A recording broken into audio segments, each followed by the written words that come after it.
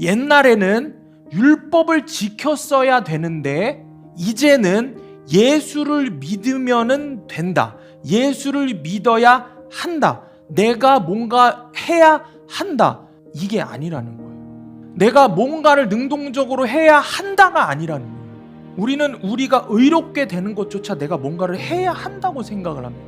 의로워지는 것조차. 그래서 예수를 믿는 것도 내가 먼저 믿어야 주시는 것이라고 조건부로 생각을 합니다. 조건적인 의미라고 생각합니다. 그런데 여러분, 믿음은 조건이 아닙니다. 믿음은 조건이 아닙니다. 여기에 오늘 말씀에 정말 놀라운 하나님의 진리가 담겨 있는, 우리가 해야 되는 일을 예수님이 하셨고 우리는 그저 그 결과를 내 것으로 인정하는 것, 그저 인정하는 것, 그걸 믿음이라고 하는 것입니다. 그러니 내 편에서 한 것은 사실 아무것도 없는 것, 단 1도 내가 한 게 없는 것. 모든 십자가 죽음과 부활, 모든 구원을 누가 하셨어요? 처음부터 마지막 마침표까지 주님이 하셨어요. 주님이 다 하셨고 나는 그저 그것이 나를 위한 은혜이고 나를 구원하신 은혜이고 사랑인 것을 인정만 했을 뿐인데 어떻게 그걸 보고 내가 뭘 했다라고 이야기를 할 수 있냐는 거예요. 그러니 여러분, 믿음은 조건이 아니에요. 믿음은 조건부가 아니에요. 내가 뭘 하면은 주시는 게 아니라는 거예요. 우리는 믿음으로 의롭게 된다, 믿음으로 구원에 이른다라는 이것조차도 내가 뭔가를 믿어야 한다라고 생각을 하는 거죠.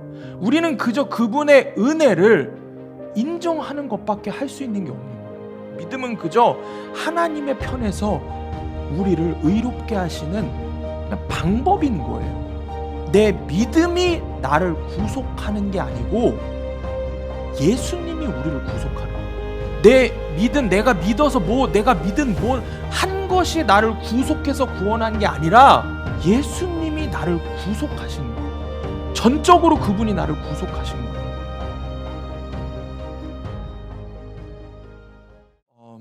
로마서 강의 11번째 시간, 오늘 말씀의 제목은 새로운 길로 걸으시겠습니까? 새로운 길로 걸으시겠습니까? 라는 제목으로 하나님 말씀 전하겠습니다. 어떤 집사님이 간단한 검사를 받기 위해서 병원에 가셨습니다. 그런데 병원에 갔다가 정말 기가 막힌 소리를 듣게 됩니다. 청천벽력 같은 소리를 듣게 돼요. 간호사가 다급한 목소리로 당장 입원 채비를 하고 오라고 이야기를 하는 것입니다. 병명이 간암 말기라는 것입니다. 내일이라도 당장 수술을 받아야 한다고, 수술을 해도 6개월을 넘기기는 힘들 거라고, 그런 상황이라고. 말 그대로 이 집사님이 하루아침에 갑자기 사형 선고를 받게 됐습니다. 이 집사님이 정말 마른 하늘의 날벼락이 머리 위로 떨어지는 기분을 느끼면서 집으로 돌아와서 간단한 옷가지를 챙겨서 나왔어요. 너무 이제 마음이 무너지고 힘든데 너무 멍해서 어떻게 해야 할지도 모르겠더랍니다. 그래서 남편에게도 심지어 자녀들에게도 연락을 하지 않고 그냥 곧장 병원으로 향했어요.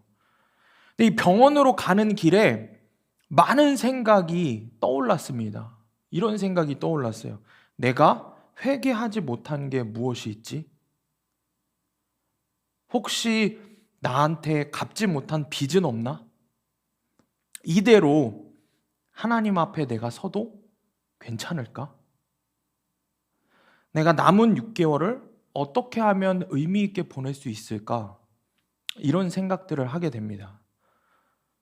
남편 생각, 아이들 생각, 부모 형제 생각도 안 나고 그냥 그저 내가 어떻게 하나님 앞에 설 것인가 하는 오로지 그 생각뿐이었습니다. 이런 생각을 골똘하게 하면서 병원에 도착을 했는데 또 한 번 기가 막힌 소리를 듣게 됩니다. 간호사가 남의 차트를 갖고 실수로 잘못 말했다는 겁니다.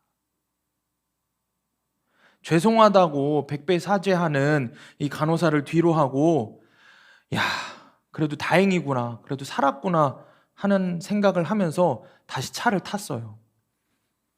그런데 다행이구나, 살았구나 하고 생각을 했는데 가만히 생각을 해보니까 다행으로만 여기고 지나갈 일이 아니라는 겁니다.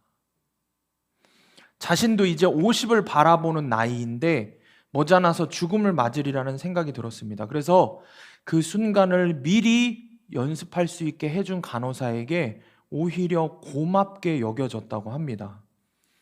그렇습니다. 우리 사랑하는 청년들, 우리는 모두 사형 선고를 이미 받은 사람들입니다. 이 땅에서의 우리의 목숨이 영원하지 않다는 것을 우리는 모두 알고 있습니다. 만약 우리가 서로 차이가 있다면은 사형 집행 날짜를 받은 사람과 사형 집행 날짜를 아직 받지 않은 사람만 있을 뿐입니다. 여러분 어떠십니까? 여러분 삶이 행복하십니까? 나는 그래도 사형 집행 날짜가 주어지지 않았다고 해서 혹시 죽음이 나와는 전혀 상관이 없는 일처럼 그렇게 여기면서 살고 계시지는 않습니까?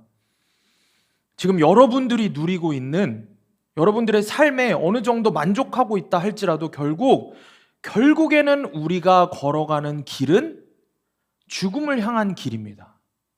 이것은 모든 사람들이 알고 있는 사실입니다.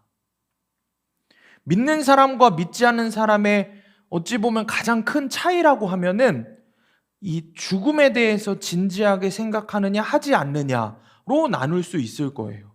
그만큼 삶과 죽음에 대한 생각은 우리 그리스도인들에게 있어서 그 어떤 것보다 가장 중요한 문제입니다. 로마서 3장 20절까지 우리가 앞서서 우리가 100% 죄인이라는 것을 하나님은 너무나 여러 가지 각도로 그리고 너무나 간절하게 우리에게 말씀을 하셨습니다. 어떤 사람들은 이야기합니다. 죄 이야기 좀 그만하면 안 되냐라는 이야기들도 합니다. 너무 부담이 된다고 합니다. 그렇지만 여러분, 설교자가 죄 이야기를 안 한다고 해서 우리가 죄인이라는 사실이 바뀝니까? 죄인이라는 죄 이야기를 설교 때 안 한다고 해서 우리가 죄인이 아니지는 않지 않습니까? 이 죄를 모르고는 사실 구원 자체가 성립이 되지 않기 때문에 죄 이야기를 끊임없이 하는 것입니다. 그래서 이 죄에 대한 이야기는 결코 쉽게 간과할 수 있는 이야기가 아닙니다. 하나님께서도 끊임없이 우리에게 죄에 대한 이야기를 성경에서 말씀하십니다. 그동안 이렇게 죄 이야기를 귀가 닳도록 이야기를 해도 우리 마음에는 이런 생각이 있습니다. 여전히 끄떡없이 그래도 나는 괜찮은 사람이야. 그래도 죄는 무슨 그래도 나는 누구보다는 나. 이런 식으로 생각하는 사람들이 너무 많습니다. 그런데 이렇게 생각하는 사람들의 특징이 있어요. 어떤 특징이 있냐면은 사물을 있는 그대로 보지를 못합니다. 그러니까 항상 자기 기준에 자기 편한 대로 자기한테 유리하게 해석하는 데 능합니다. 이런 사람들의 특징이. 예를 들어서 어쩌다가 늦은 동료를 향해서 뭐라고 이야기합니까? 야, 너는 어떻게 제 시간에 온 적이 없어. 사실은 제 시간에 온 적이 많이 있는데도 불구하고 자기의 그냥 화난 감정 때문에 있는 그대로를 보지 못하고 자기 맘대로 보는 거죠. 또 어쩌다가 실수한 아내에게 당신은 하는 일이 다 그렇지 뭐. 주여. 이것도 항상 그런 건 아닌데, 아내가 그런 건 아닌데 자신의 마음의 분노와 죄악된 것들을 뒤섞어서 그 상황들을 보는 것입니다. 우리가 하나님 형상대로 지음을 받았지만 죄로 인해서 우리의 원래 성품이 잃어버리고 변질됐습니다. 이렇게 변질된 성품의 가장 큰 특징 가운데 하나가 뭐냐면은 가장 큰 변질된 우리의 타락한 인간의 특징은 항상 남을 탓합니다. 항상 남을 탓하는 것입니다. 여러분은 어떻습니까? 남 탓에 능한 사람입니까? 내 탓에 능한 사람입니까? 돈 없는 부모 때문에 안 되고, 미운 형제 자매 때문에 안 되고, 말이 안 통하는 직장 동료, 내가 싫어하는 짓만 골라 하는 주변 사람들, 지인들, 친구들 때문에 안 되고, 있는 대로 불평불만을 하면서 남 탓을 하는데 능한 것이 우리입니다. 여러분, 미국에 미래학자 페이스 팝콘이라는 사람이 있는데 이 사람이 이런 전망을 했습니다. 앞으로 30년이 지나면 인간 관계도 쇼핑을 하고 애인도 쇼핑을 하는 극도의 이기주의 시대가 될 것이다 라고 말을 했습니다. 실제로 이런 일들이 요즘 시대에 있더라고요. 일본의 어떤 특별한 직업을 가진 사람 다큐멘터리를 보니까 돈을 지불을 하면 몇 시간 동안 친구를 해주더라고요. 친구도 해주고 일도 해주고 뭐 애인 역할도 해주고 뭐 이런 경우도 있더라고요. 그러니까 오랫동안 만나는 친구가 싫은 거예요. 마음을 쓰는 게 싫은 거예요. 극도의 이기주의인 거죠. 연애하는 것도 내가 만나고 싶을 때 만나고 내가 하고 싶을 때 하는 거죠. 하고 싶을 때 만나고 먹고 싶을 때 먹고 그런 거죠. 극도의 이기주의 시대가 사실 이미 도래했습니다. 그래서 이 죄의 문제는 사실 너무 심각해서 나 개인에게도 이미 침투해 들어왔어요. 근데 그것뿐만이 아니라 우리 가정에도 이런 이기주의가 넘쳐나고 우리 교회에도 넘쳐나고 이 나라 곳곳에 모두 넘쳐 흐릅니다.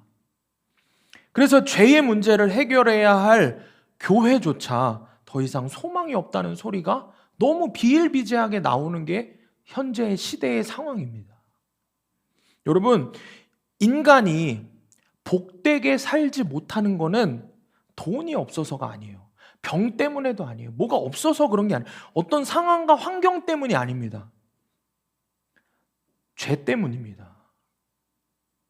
우리에게 그래서 이 죄의 문제를 어떻게 하는가, 이거는 정말 중요한 문제예요. 성경도 바로 이 죄의 문제에 대해서 계속해서 우리에게 말씀합니다. 특별히 오늘 본문의 말씀은 그 죄로 인해서 죽음의 길로 계속해서 가고 있는 우리에게 살 수 있는 길, 살아날 수 있는 생명의 길, 새로운 길에 대해서 말씀을 하고 있습니다.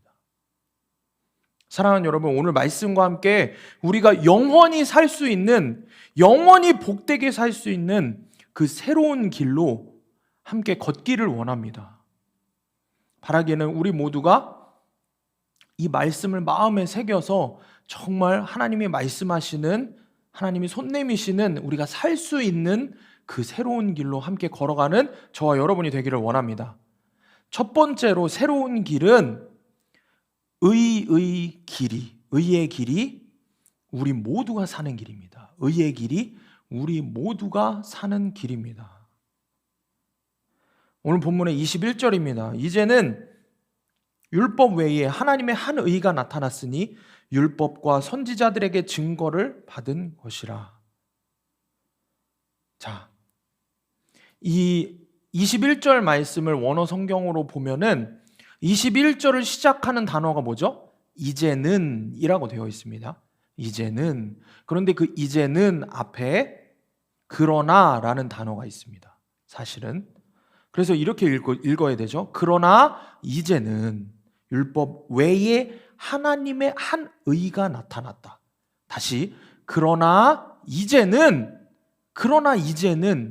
율법 외에 하나님의 한 의가 나타났다. 이렇게 기록되어 있습니다. 바울은 이미 지난 로마서 말씀들에서 의롭지 못한 인간이 파멸과 고생의 삶을 살 수밖에 없다는 것을 심각하게 지적합니다. 우리가 지난 시간 10절부터 살펴본 본문에 의하면은 의로운 사람이 하나도 없어요. 그 결과 진리를 떠난 사람들이 아무 쓸모없는 인간이 됐다고 지적을 했습니다. 어때요? 목구멍은 열린 무덤처럼 더러운 것을 토해내기만 하고 혀는 사람을 속이고 입술에는 독사의 독이 있다고까지 우리를 설명하고 있습니다. 참혹한 우리의 모습을 그대로 설명했습니다. 그래서 여러분, 이 유대인들이 어땠습니까? 어쨌든 하나님의 백성들이잖아요. 선택받은 하나님 자녀들이잖아요. 유대인들이 1600년이라는 시간 동안에 하나님께서 주신 율법을 어떻게든 지키면서 의롭게 되려고 노력하는 거예요. 죄인이었던 우리가 의로워져야 되니까 1600년이라는 시간 동안 하나님의 율법을 지키려고 애를 쓰는 겁니다. 그런데 결국 자신들의 힘으로는 의로워질 수 없다는 것을 깨달았죠. 이 처참한 현실을 알게 된 것이 뭐예요? 아이러니하게도 율법을 지키려고 했던 그들이 율법을 통해서 자신들이 스스로 결코 의로워질 수 없다는 걸 깨달은 것입니다. 자신들을 거룩하게 해줄 줄 알았지만 율법이 오히려 자신들이 스스로 결코 거룩해질 수 없다는 것이 바로 이 율법을 통해서 이들이 뼈저리게 깨닫게 된 거예요. 이렇게 인간은 결코 의롭지 못하다는 것을 바울은 전제하면서 본래 우리 인생이 100% 죄인인데 바로 이 그러나라고 시작하는 그러나에 반전이 있다는 것입니다. 여기에 길이 있다는 것입니다. 그 앞선 말씀들에서, 오늘 우리가 읽은 본문의 앞선 말씀들에서 도저히 답이 없는 우리의 처참한 모습을 이야기하고, 율법을 지키려고 했지만 너네들 입으로 나오는 거는 다 죄된 거 아니었냐라고 이야기합니다. 그런데 그것이 결론이 아니라 그러나의 반전이 있는 것입니다. 그러나 이제는 하면서 반전을 이야기하는 것입니다. 그러나 이제는 하면서 새로운 길을 드디어 이야기하는 것입니다. 그러나 이제는의 인생이 있다는 것을 말씀하고 있습니다. 율법 외에 뭐라 그랬어요? 한 의가 나타났다. 이것은 여러분 잘 들으셔야 돼요. 율법이 필요 없다는 뜻이 아닙니다. 율법과 상관없이 율법 밖에라는 식으로 해석을 해서 이해를 해야 돼요. 우리의 죄를 깨닫게 해주는 게 율법인데 그걸 넘어서는 진짜 의가 나타났다라고 하는 것입니다. 그 의의 길이 바로 우리 모두가 사는 새로운 길이라고 말씀하고 있는 거예요.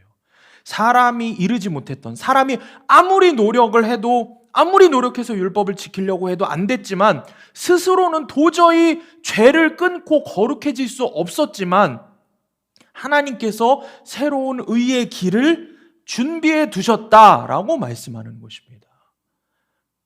그래서 바울은 그러나 이제는 이라고 설명을 하고 있는 것입니다. 여러분, 하나님께서 준비하신 새로운 의의 길 누구입니까? 예수 그리스도입니다. 예수 그리스도를 통한 하나님의 구원 계획은 일찍부터 계획되어 있었습니다. 하나님은 그러나 이제는의 한 의, 예수 그리스도를 율법과 선지자를 통해서 창세 때부터 계속해서 말씀하셨습니다. 그래서 성경은 여러분, 사실 성경 66권은 오로지 예수 그리스도에 대한 이야기예요. 구약은 오실 예수님에 대한 이야기이고 신약은 오신 예수님에 대한 이야기라고 합니다. 그래서 성경은 오로지 누구에 대한 이야기라고? 예수님에 대한 이야기입니다. 바로 새로운 길, 하나님의 한 의, 그 예수님에 대한 이야기입니다. 여러분, 창세기 3장 15절만 보더라도 우리가 몇 번 설교를 통해서 듣기도 했는데 예수님에 대한 하나님의 계획이 있었습니다. 여인의 후손이 뱀의 머리를 상하게 한다. 설교 들어보셨죠? 예수님에 대한 이야기예요. 예수님이 사단의 머리를 박살내시는, 뱀의 머리를 상하게 한다. 예수님에 대한 이야기입니다. 시편 22편에도 이렇게 예수님의 고난과 죽음에 대해서 완벽하게 묘사를 한 장면도 있어요. 이사야서 7장에는 우리가 잘 알고 있는 복음서에 있는 말이 이사야 7장에 있습니다. 처녀가 잉태하여 아들을 낳을 것이다. 미리 예언하셨어요. 다니엘서 9장에서도 예수님이 오실 정확한 예언, 기한, 그걸 예고하고 죽음 당할 것까지 정확하게 이미 증거했습니다. 그래서 우리에게 나타난 하나님의 이 의가 갑자기 나타난 게 아니라는 겁니다. 하나님이 먼저 율법을 우리한테 주시고는 너희 인간들이 너희들 힘으로는 도저히 못 지키니까 율법을 다른 방도를 마련해 봐야 되겠다. 이래서 준비한 게 아닙니다. 율법을 주실 때 이미 하나님은 바로 그 한 의를 준비해 두셨습니다. 율법을 통해서 우리의 한계를 깨닫게 하시고 우리의 할 수 없음을 깨닫게 하시고 그 해결 방법, 율법을 넘어선 완전한 의, 율법을 사실 완성시킬 그 한 의, 예수 그리스도를 준비해 두신 것입니다.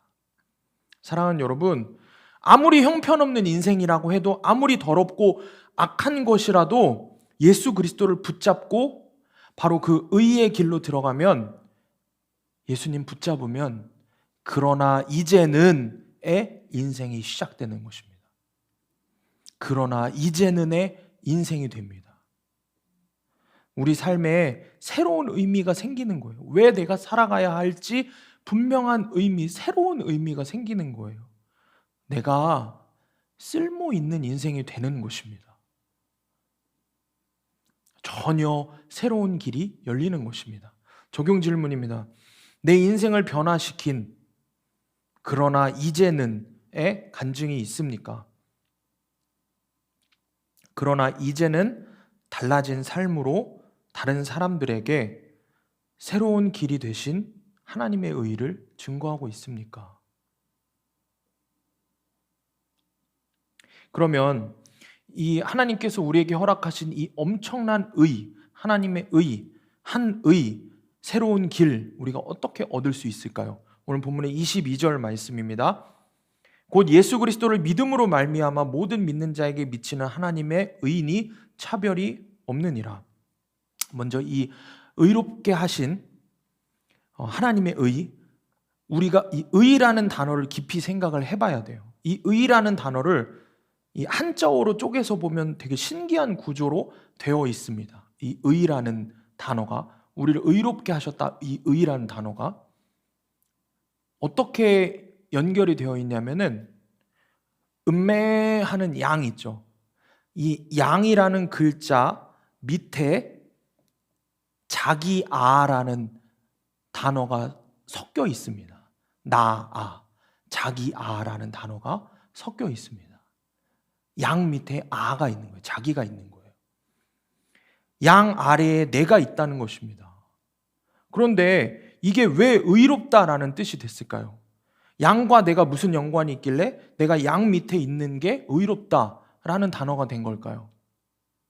사실 그 정확한 이유에 대해서는 한자를 만든 중국인들도 잘 모른다고 합니다. 그런데 예수님을 아는 우리들은 그 까닭을 쉽게 짐작할 수 있습니다. 양은 누구의 상징이에요? 예수님의 상징이에요. 여러분, 출애굽의 마지막 6월절 사건을 한번 생각을 해봅시다. 출애굽 당시에 마지막 10번째 재앙이 뭐였죠? 장자를 죽이시는, 첫째 난 것들을 다 죽이시는 사건입니다. 그런데 이스라엘 백성에게 어떻게 하셨어요? 이스라엘 백성은 하나님께서 살리시려고 어떻게 하셨어요? 무슨 명령을 하셨어요? 문설주에, 문 인방에, 문 틀에, 거기에 1년 된 양의 피를 바르면은 살려주셨어요. 그 양의 피를 바른 집은 어떻게 했어요? 죽음의 사자가 피해서 넘어갔어요. 그게 유월절입니다. 여러분, 유월절이 영어로 패스오버거든요. 패스오버가 뭐예요? 넘어가는 거예요. 유월하는 거예요. 넘어가는 겁니다.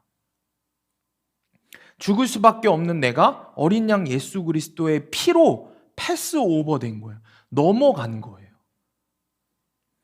그러니 이 양이라는 글자 밑에 내가라는 글자가 있는 것이 왜 의롭게 된다는 말인지 이해가 되시죠? 어린 양 예수로 인해 내가 의롭게 된다는 겁니다. 어린 양 예수 그리스도 밑에 내가 있을 때 의롭게 된다는 겁니다.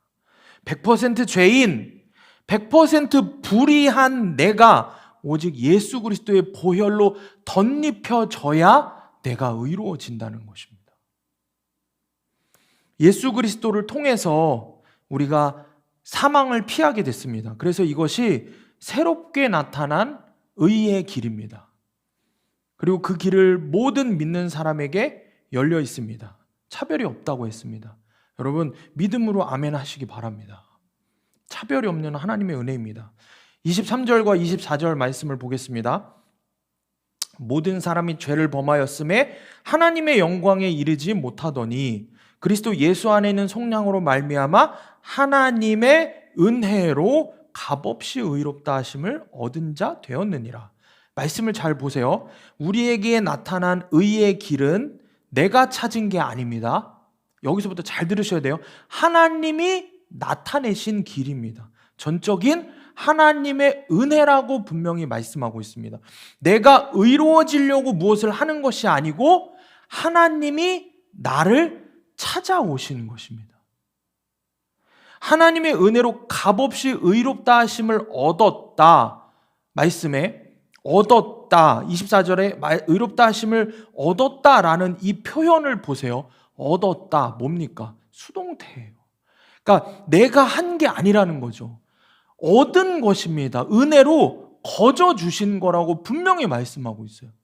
잘 들으셔야 돼요. 여기서부터. 거저 주셨다 그랬어요. 여러분, 그런데 여기서 절대 헷갈리면 안 돼요. 헷갈리면 안 돼요. 자, 잘 들어보세요. 옛날에는 율법을 지켰어야 되는데 이제는 예수를 믿으면 된다. 예수를 믿어야 한다. 내가 뭔가 해야 한다. 예수를 믿어야 한다. 이게 아니라는 거예요. 내가 뭔가를 능동적으로 해야 한다가 아니라는 거예요. 우리는 우리가 의롭게 되는 것조차 내가 뭔가를 해야 한다고 생각을 합니다. 의로워지는 것조차. 그래서 예수를 믿는 것도 내가 먼저 믿어야 주시는 것이라고 조건부로 생각을 합니다. 조건적인 은혜라고 생각해요. 그런데 여러분, 믿음은 조건이 아닙니다. 믿음은 조건이 아닙니다. 여기에 오늘 말씀에 정말 놀라운 하나님의 진리가 담겨 있는 거예요. 머리를 활짝 열고 잘 이해하고 들으셔야 돼요. 우리가 해야 되는 일을 예수님이 하셨고 우리는 그저 그 결과를 내 것으로 인정하는 거, 그저 인정하는 거, 그걸 믿음이라고 하는 것입니다. 그러니 내 편에서 한 것은 사실 아무것도 없는 거예요. 단 1도 내가 한 게 없는 거예요. 모든 십자가 죽음과 부활, 모든 구원을 누가 하셨어요? 처음부터 마지막 마침표까지 주님이 하셨어요. 주님이 다 하셨고 나는 그저 그것이 나를 위한 은혜이고 나를 구원하신 은혜이고 사랑인 것을 뭐만 했어요? 인정만 했을 뿐인데 어떻게 그걸 보고 내가 뭘 했다라고 이야기를 할 수 있냐는 거예요. 그러니 여러분, 믿음은 조건이 아니에요. 믿음은 조건부가 아니에요. 내가 뭘 하면은 주시는 게 아니라는 거예요. 우리는 믿음으로 의롭게 된다, 믿음으로 구원에 이른다라는 이것조차도 내가 뭔가를 믿어야 한다라고 생각을 하는 거죠. 우리는 그저 그분의 은혜를 인정하는 것밖에 할 수 있는 게 없는 거예요. 나도 모르게 내 안에 조건부 믿음을 갖고 있는 모든 생각들을 여러분 버리셔야 됩니다. 믿음은 그저 하나님의 편에서 우리를 의롭게 하시는 그냥 방법인 거예요. 그래서 내 믿음이 나를 구속하는 게 아니고 예수님이 우리를 구속하는 겁니다. 내가 믿어서 내가 믿은 한 것이 나를 구속해서 구원한 게 아니라 예수님이 나를 구속하신 거예요. 전적으로 그분이 나를 구속하신 거라는 겁니다.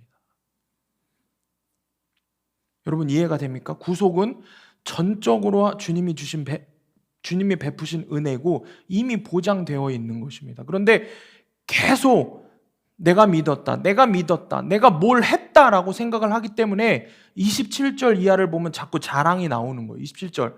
그런즉 자랑할 때가 어디 있느냐? 있을 수가 없느니라. 무슨 법으로냐? 행위로냐? 아니라 오직 믿음의 법으로이니라.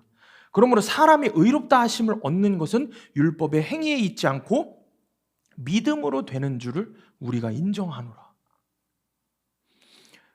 그런즉 전적으로 하나님이 하신 일인데 내가 자랑할 것이 뭐가 있겠습니까? 내가 한 것은 전혀 없고 오직 예수 그리스도의 구속으로 거저 얻은 건데 믿는다는 것 자체가 어떻게 자랑이 되냐는 거예요. 그럼에도 우리는 매 순간순간 하나님 편에서 분명히 거저 주셨는데 내가 스스로 믿은 것처럼 착각해요. 그래서 내가 더 믿음이 좋고, 내가 더 헌신하고, 내가 더 주님 사랑하고, 내가 좀 더 기도 잘하고, 내가 좀 더 말씀 큐티 잘하고, 내가 좀 더 거룩하게 하고, 내가 교회에서 좀 더 헌신 잘하고, 그렇게 스스로로 생각을 하는 거예요. 그래서 교만하는 거죠. 내가 했다고 생각하고, 그러다가 그런 모습으로 사니, 그렇게 내가 한 줄 알고 살다가 작은 문제 하나 생기면 어떻게 합니까? 나 구원 받은 거 맞나? 이렇게 물어지는 거예요. 한순간에. 나의 어떠함에 따라서 내 구원도 마구 흔들리는 거예요. 내가 구원받았다는 믿음이 계속 흔들린다. 그 말은 결국에 구원받을 그 믿음도 내가 했다, 내가 믿었다 라고 착각하는 겁니다. 하나님은 나에게, 여러분, 이해를 시키시고 선택을 강요하지 않으셨어요. 저와 여러분에게. 내가 너무나 무관심하고 아무것도 이해 못하는데도, 내가 알아듣지도 못하고 말씀을 듣지도 못하는데도 내가 물속으로 빠져 들어가기 때문에 주님은 그냥 구원하시러 오시는 거예요. 그래서 주님은 우리를 설득시키러 오시는 것이 아니라 이렇게 100% 죄인인 우리를 구원하시기 위해서 죽으러 오신 거예요. 저와 여러분을 설득하러 오시지 않았어요. 죽으러 오셨어요. 도저히 설득되지 않는 나, 도저히 말을 안 들어먹는 나, 그런 내 이름표를 달고 2000년 전 십자가에서 나를 품에 안고 죽으신 겁니다. 그러니 우리도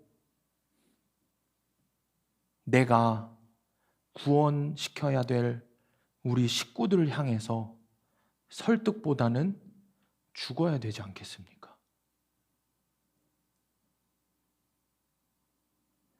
내가 복음을 전해야 하는 그 사람에게 설득보다는 내가 죽어야 됩니다. 이해시키려고 하기보다 내가 먼저 죽어야 됩니다.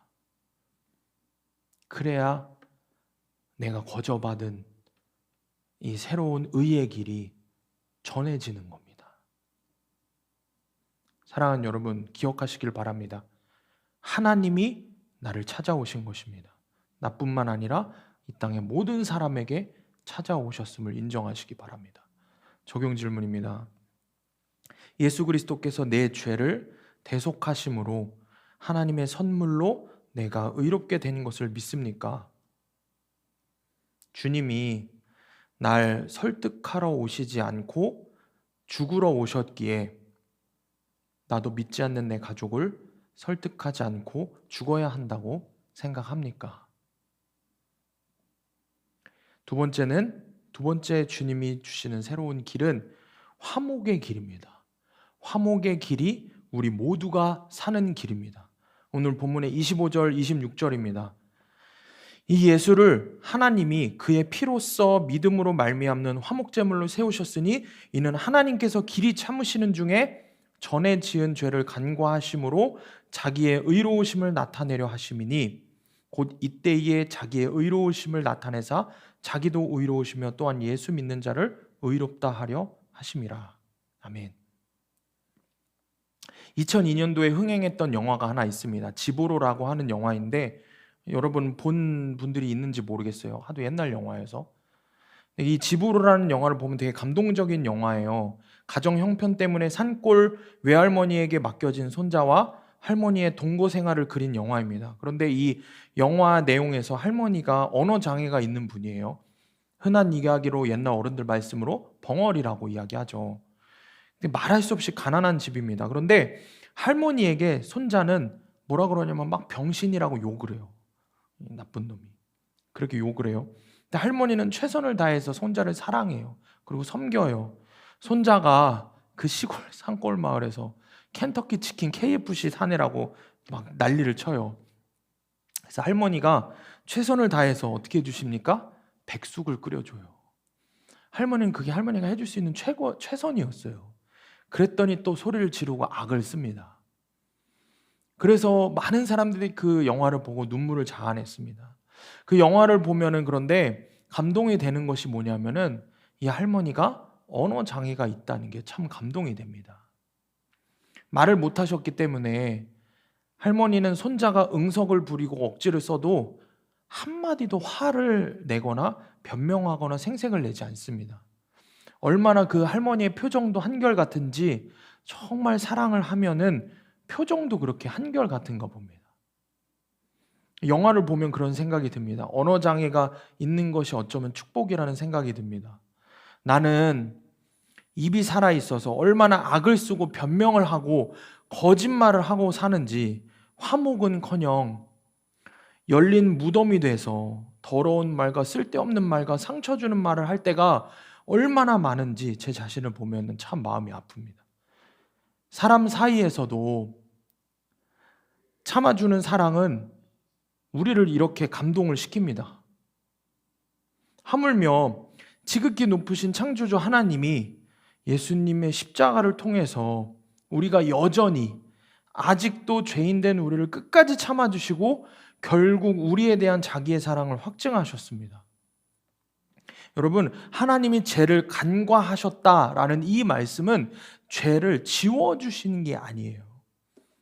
말씀을 정확히 보면은 우리가 아직 죄인 되었을 때에 내 죄가 여전히 있는데도 어떻게 하신 거예요? 덮고 지나가신 거예요. 정말 말 그대로 무조건적인 사랑인 거예요. 조건이 없는 사랑인 겁니다.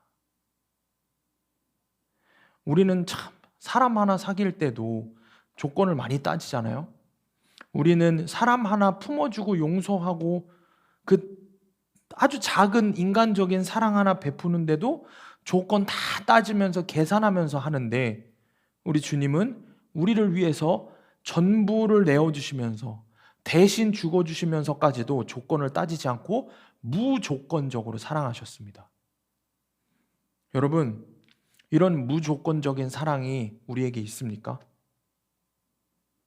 내 가족이 예수님 안 믿고 직장과 교회가 우리의 공동체가 달라지지 않는 것은 나에게 그런 무조건적인 사랑이 없기 때문입니다.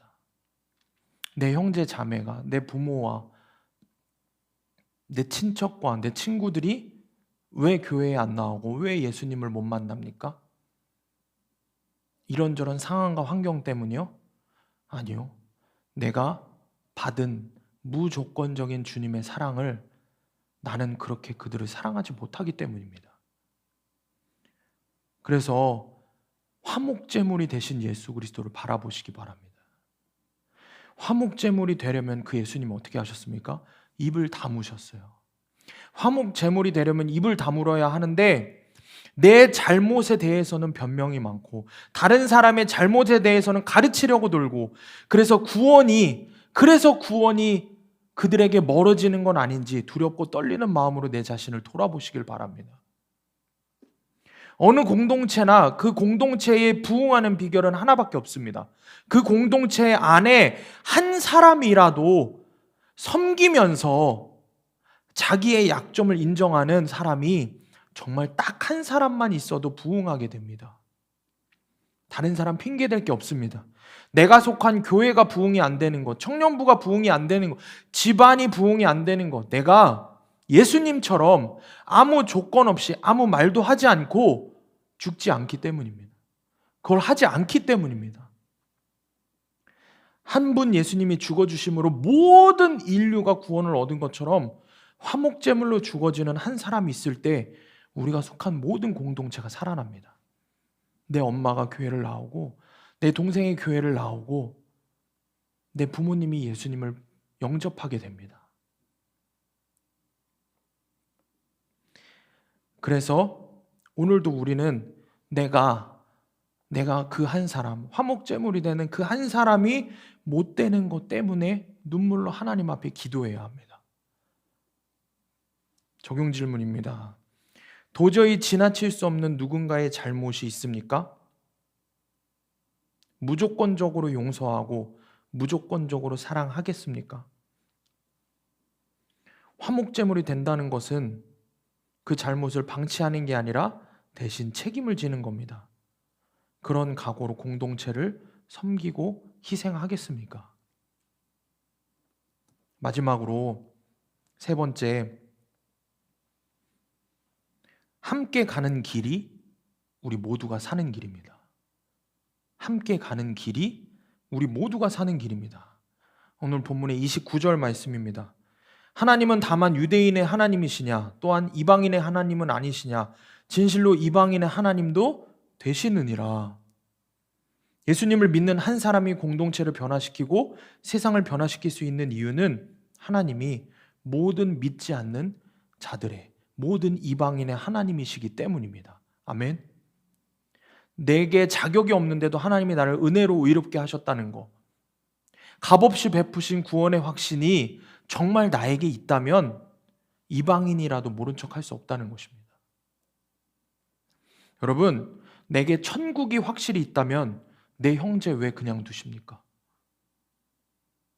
왜 미루고 있습니까? 내 형제 자매에게, 내 부모에게, 내 친구에게 그 천국을 전하는 것을 왜 미루고 있습니까? 내 이웃들이, 내 형제 자매가 지옥에 간다는데 어떻게 아무렇지 않을 수 있습니까? 누가복음 15장에 보면은 탕자의 비유가 나옵니다. 둘째 아들은 그렇게 지 마음대로 망나니로 가서 놀다 와도 아버지는 맏아들을 보고 뭐라고 하셔요? 네가 그런 게 아니다. 이런 마음입니다. 아버지의 마음은 맏아들에게 오히려. 맏아들은 너무나 모범적으로 살았지만 둘째 아들이 돌아온 것을 기뻐하지 않죠. 우리가 맏아들이지 않습니까? 먼저 하나님이 불러주신, 하나님 곁에 두신. 근데 우리 어때요? 둘째 아들 보고 화를 내잖아요. 복음을 전하기는커녕. 그러므로 아버지가 계속해서 맏아들에게 원했던 속마음이 뭐였겠어요? 너는 그렇게 집에 혼자 있지 말고 네 동생 좀 찾아와라, 이 녀석아. 이 마음 아니겠어요? 근데 말씀이 들리지를 않으니까 하지를 못하는 거예요. 복음을 알지 못하니까. 그 은혜를 깨닫지 못하니까. 요즘 우리 학생 청년들이 열심히 큐티를 합니다. 그래서 하나님과의 관계가 정말 많이 좋아졌어요. 열심히 기도하고 거룩하게 살아보려고 막 죄와 싸우고 합니다. 그런데 정작 내 옆에 잃어버린 형제들에 대해서는 관심이 없습니다. 전도하는 것에 대해서는 관심이 없습니다. 우리끼리 함께 은혜 받고 하는 거에는 좋지만 주변에 믿지 않는, 나오지 않는 청년들에게는 관심이 없습니다. 여러분, 왜 그럴까요? 내가 정말 은혜로 값없이 구원받았다는 것을 여전히 제대로 깨닫지 못하는 거예요. 내가 한 건 아무것도 없고 오직 믿음으로 더러운 내가 의롭게 됐다는 것에 대해서 여전히 깨닫지 못하는 거예요, 우리는. 복음을 안다고 하지만 여전히 깨닫지 못하는 거예요. 여전히 실제가 되지 않았으니 여전히 하나님을 위한 시간보다 나를 위한 시간이 너무 귀한 거고 내 동생에게 복음을 전하기는 창피한 거예요. 마음이 부대끼는 거예요. 그게 우리의 모습입니다. 정말 자격이 없는 나에게 주신 구원, 하나님의 은혜라면 어떻게 나만 살겠다고 하겠냐는 것입니다. 마지막 적용 질문입니다. 아직도 하나님을 모르고 이방인으로 있는 가족과 지체는 누구입니까? 저런 인간은 예수님 안 믿는 게 나아, 이런 생각을 한 적은 없습니까? 가망 없던 내가 달라졌으니 그 사람도 달라질 것을 믿고 구원의 소식을 전하고 있습니까? 여러분, 한 사람 한 사람 보면 누가 가망 있는 사람이 있었어요? 우리 가운데 가망 없던 나도 주님이 살리셨는데. 말씀을 정리합니다. 첫째로 우리가 의의 길로 가야 한다 했습니다. 우리 모두가 사는 새로운 길은 오직 믿음으로 하나님께 받은 의의 길입니다. 사람이 율법을 지키고 의로운 일을 행하기 때문에 의인이 되는 게 아닙니다. 내가 한 것은 하나도 없습니다. 주님이 거저 베푸신 은혜입니다. 그런데 주님은 여러분 설득하지 않으셨습니다. 그저 나를 품에 안고 죽으셨습니다. 우리도 설득하려고 하지 말고 따지려고 하지 말고 죽으시기 바랍니다. 두 번째로 화목의 길로 가야 한다 했습니다. 내가 먼저 화목 제물이 되어야 합니다. 왜? 무조건적인 용서, 무조건적인 사랑을 받았기 때문입니다. 예수님은 그렇게 화목 제물이 되셨습니다. 그래서 내가 그런 화목 제물이 되어야 내 가정이 살아납니다. 내 교회가 살아나고 내 직장이 살아나고 내가 발을 딛는 모든 곳이 하나님의 나라가 됩니다. 마지막으로 함께 가는 길입니다. 내가 정말 자격이 없는 죄인이라고 생각한다면 정말 그런 나를 값없이 의롭다 하신 하나님의 은혜를 깨달은 자라면 반드시 전해야 합니다. 반드시 여러분의 삶에서 새로운 길을 열어놓으신 그 예수 그리스도를 전하시기 바랍니다. 아멘. 우리 사랑하는 청년들, 반드시 예수 그리스도를 붙잡고 예수 그리스도를 전하는 삶이 되기를 축복합니다. 기도합시다.